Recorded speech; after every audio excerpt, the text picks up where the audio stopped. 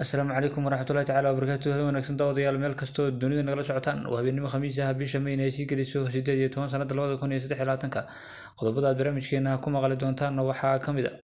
dagaalkii iyo duulaankii ugu cuslaa oo la sheegay inuu berri ka dhici doono magaalada Laascaanood iyo waliba deegaanada hoostaga Somaliland oo u dabaaldegaysa 18 May ayaa dagaalkaasi la doonaya in lagu soo beego sida ay xogaha soo baxaya sheegayaan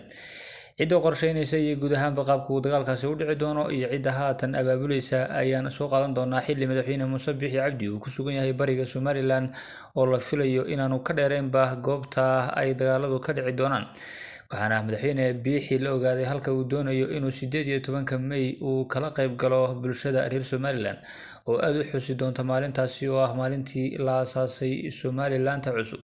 iyo saaxiibadii ugu dhawaa ee madaxweynaha Puntland Saciid Cabdullaahi Dani oo amar ku bixiyay in la soo xiro iyo xiisada ka taagan magaalada Garowe ee caasimadda maamulka Puntland oo cirka isku sii shareertay qaar ka mid ah madaxda mucaaradka ayaa hadlay oo sheegay in magaalada Garowe ayagu haatan ku sugan yihiin isla markaana madaxweynihii Puntland oo halkaas isaga huleelay isla markaana cidda la xiri doonaa ay noqon doonto cidda haatan magaalada ka maqan waa sida hadalka u dhigeen waxaana ay u muuqataa in xiisadu ay tahay mid faraha ka sii baxaysa xogihii ugu dambeeyay naga soo gaadhay magaalada Garowe waana soo qaadan doonaa qodobadaas iyo qodobo kale oo faahfaahsan ayaad barnaamijka habeenimo ku maqli doontaan saaxiibayaal soo dhawaada ku bilownay iyadoo maalinimada berri ah ay ku beegan tahay maalinta 18 May oo si ballaaran looga xuso deegaanada kala duwan ee Somaliland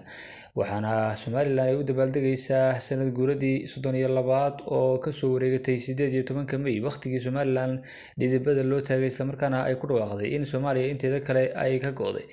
waxaa deegaanada Somaliland isaga diyaarinayaa in maalintaasi ay noqoto maalin weyn isla markaana dabaaldegyo kala duwan ayaa ka dhici doona magaalooyinka waaweyn ee Somaliland madaxweyne Muuse Biixi Cabdi madaxweynaha Somaliland ayaa u socdaalay dhanka bariga Somaliland waa dhinaca ay xigto magaalada Laascaanood ee xarunta gobolka Sool waxaana maanta uu ku sugnaa magaalada Burco halkaasi oo uu ku booqday qaar ka mid ah ciidamadii ku soo dhaawacmay dagaalka ka soconaya magaalada Laascaanood iyo deegaanada ku hareeraysan waxaana saacadihii ugu dambeeyay la isweydiinayay madaxweyne Biixi iyo waliba in uu u sii socdaali doono dhanka magaalada Laascaanood iyo waliba deegaanadaasi ku hareeraysan iyadoo ay soo baxayeen xogo sheegaya in madaxweyne Biixi laga yaabo inuu gaaro saldhigga weyn ee Gooja Cadde halkaasi oo ay ku jiraan ciidamada Somaliland intooda badan isla markaana ah saldhigga ugu weyn ee xilligan ciidamada Somaliland ay ku leeyihiin dowladka magaaladaasi Laascaanood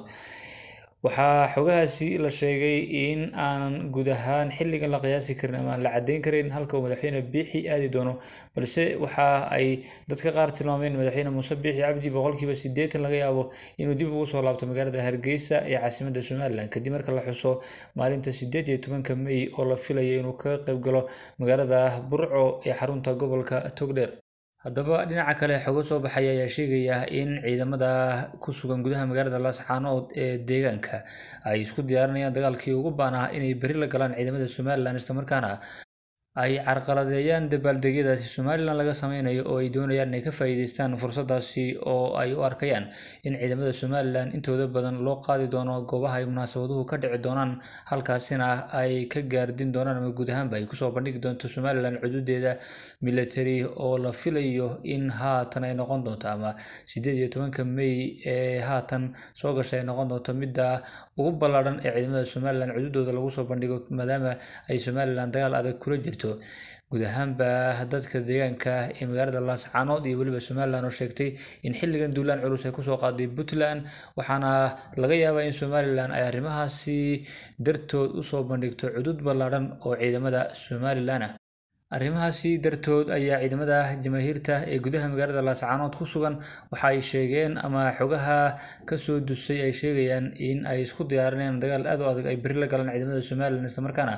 ay weerari doonaan fariisimaha ciidamada Somaliland ee duleedka magaalada Laascaanood inkastoo la filayo in ciidamada Somaliland ee ku sugan duleedka magaalada Laascaanood iyagu aanay wax dabaaldega iyo howlahaasi aanay ka qayb qaadan doonin oo ay noqon doonaan kuwo mar walba u taagan difaacitaanka xeryaha ay ku sugan yihiin iyo iyo weliba goobaha ay haatan kaga sugan yihiin magaalada Laascaanood iyo weliba gobolkaasi Sool maadaama ay dagaal ku jiraan arrimahaas iyagu ma khuseeyaan haddana waxa ay ciidamada deegaanku arkayaan in weli fursad ay u tahay maalinta 18 May inay dagaalkaasi qaadaan oo guud ahaanba ay weerarkaasi ku qaadaan ciidamada Somaliland ee duleedka magaalada Laascaanood ku sugan ciidamada deegaanku waxay doonayaan in gobolkaasi Sool guud ahaanba ay ka saaraan ciidamada Somaliland isla markaana ay iyagu xoreystaan halka Somaliland ay doonayso in magaaladaasi Laascaanood ay dib ugu laabtaan ciidamadeeda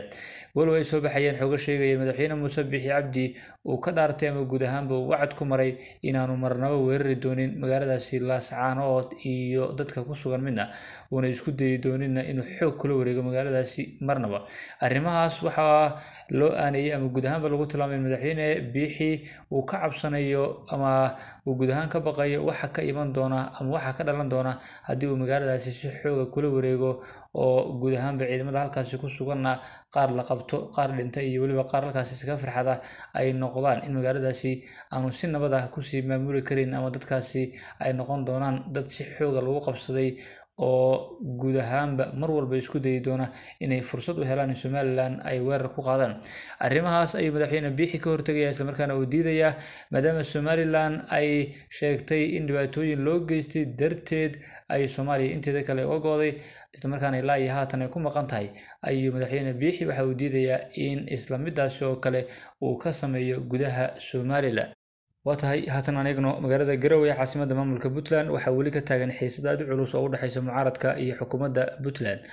xeeralyaha Puntland ayaa soo saaray rukhsad lagu soo xidhayo siyaasiyiin lagu eedeeyay inay ka dambeeyeen iska horimaad ka dhacay magaalada Garowe oo dhaliyay khasaare nafeed iyo weliba mid maaliyadeedba xeeralintu waxay sheegtay in siyaasiyiintaasi ay amniga khalkhal geliyeen isla markaana ilaa iyo haatan ay guud ahaanba khalkhalkaasi ku hayaan magaalada caasimadda ee Garowe ragga amarkooda soo qabashada la soo saaray ayaa dhammaantood ah rag ay aad isugu dhawaayeen madaxweynaha Puntland Siciid Cabdullaahi Dani madaxdaas la amray in la soo xidho ayaa dhammaantood guud ahaan ka soo jeeda gobolka Nugaal Xasan Abgaal waa wasiirkii hore ee maaliyadda ee Puntland sanadihii 2019 ilaa 2020 wuxuu muddo dheer garab taagnaa madaxweynaha Puntland Siciid Cabdullaahi Dani wuxuu ka mid ahaa siyaasiyiintii aadka ula ololeynayay Dani waqtigii ay tartamayeen madaxweynihii hore ee Soomaaliya Maxamed Cabdullaahi Farmaajo wuxuu kaloo ula ololeeyay Dani markii uu tartamayay doorashada madaxtinimada Puntland 2019 Xasan Abgaal waxaa loo arkay inuu ka mid ahaa raggii ugu awoodda badnaa maamulka Siciid Dani khilaafkooda wuxuu dibadda u soo baxay markii uu muran ka dhashay doorashooyinka Puntland lagu wado in ay bishan gudaheeda ka dhacaan mas'uulka kale ee la soo saaray xarigiisa waa Maxamuud Warsame Faarax Shido Maxamuud Shido waxa ay saaxiib ganacsi iyo waliba mid siyaasadeed oo muddo dheer ah ay ahaayeen madaxweynaha Puntland Siciid Cabdullaahi Dani muddo lagu qiyaaso 20 sano ay labadaasi nin wada socdeen isla markaana ay saaxiibo isku dhow ahaayeen dadka sida aadka ula socda siyaasadda Puntland waxay sheegeen in Shido uu aad ugu lug lahaa guulihii ay gaareen madaxdii soo martay xukunka Puntland sida Dani Cabdiraxmaan Faroole iyo waliba madaxdii kale ee soo martay guud ahaan maamulkaasi Puntland waxaana lagu tilmaamaa in siyaasadda Puntland uu aad u fahamsan yahay Maxamuud Shido iyo waliba Xasan Abgaal ka sokow inay reer Nugaaleed isla yihiin misna waa saaxiibo tan iyo yaraantoodii wada socday oo aan marna kala hadhin waxaa kaloo oo muddo ay ahaayeen hoggaanka koox dhalinyaro ah oo gobolkaasi ka jirta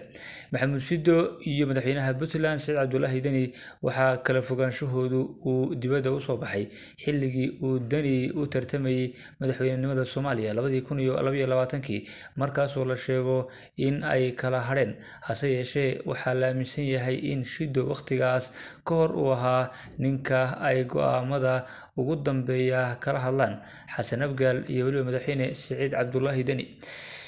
xiisadda ka taagan magaalada Garowe ee caasimadda maamulka Puntland ayaa la sheegay inay tahay guud ahaan mid cirka isku sii shareeraysa waxaana Xasan Abgaal oo hadlay uu sheegay in isagu uu ku sugan yahay Garowe isla markaana madaxweyne Dani uu isagu isaga cararay magaaladaasi Garowe ee caasimadda maamulka Puntland cidda carartay inay noqonayso cidda dambiga leh waa sidoo hadalka u dhigay